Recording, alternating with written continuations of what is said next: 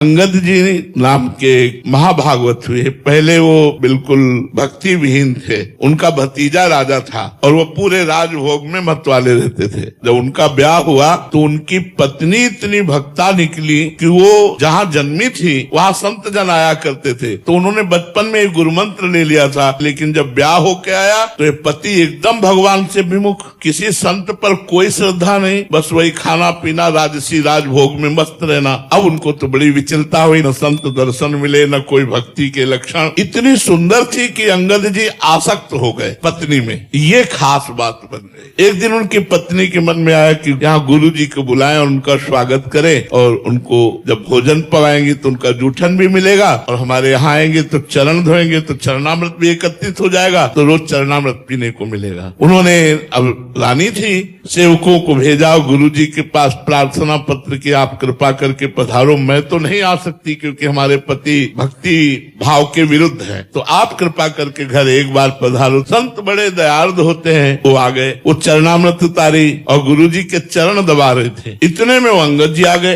अंगद जी ने देखा बाबा जी और रानी हमारी चरण दबा रहे।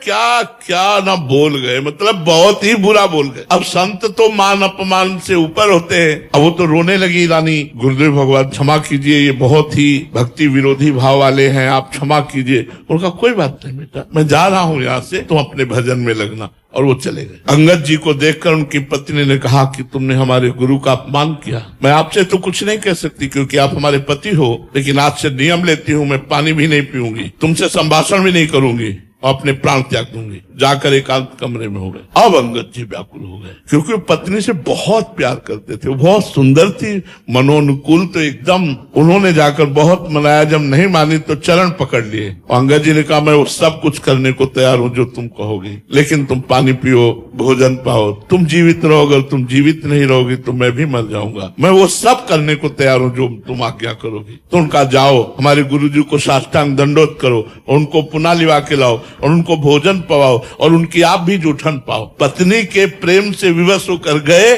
गुरु जी को जे ही जूठन पाई, जीवन बदल गया। संतों के उच्छिष्ट में बड़ा बल होता है। अब तो वो स्वयं अपनी पत्नी से बढ़कर भक्ति करने लगे कि एक बार उनके जो भतीजे राजा थे, उन्होंने हीरा के लिए, वो बड़ा प्रसंग है, जहर उनके भोजन में मिलवा दिया। तो जब ठाकुर जी को भोग लग के आया और फिर उनको सूचना दी उनकी बहन ने कि इसमें जहर मिला है, तो उन्होंने कहा जब ठाकुर जी ने पा लिया तो अब प्रसाद थोड़ी छोड़ेंगे, चाहे जहर मिलाओ चाहे जो कुछ, पूरा प्रसाद पा। कुछ नहीं हुआ अंगद जी का, पूरा जहर पच गया।